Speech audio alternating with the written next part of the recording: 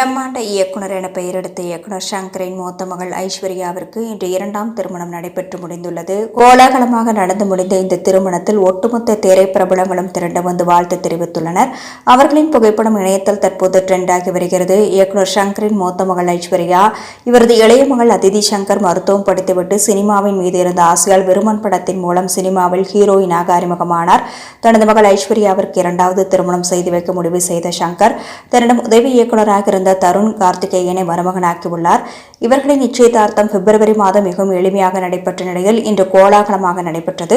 இந்த திருமணத்தில் தமிழக முதலமைச்சர் மு.க. ஸ்டாலின் கலந்து கொண்டு மணமக்களை வாழ்த்தினார். நாடாளுமன்ற தேர்தல் 19ஆம் தேதி நடைபெறவுள்ள நிலையில் தேர்தல் பரப்புரையில் பிஸியாக இருக்கும் இவர் திருமணத்தில் கலந்து கொண்டு மணமக்களை வாழ்த்திய புகைப்படம் இணையத்தில் ட்ரெண்டாகி வருகிறது.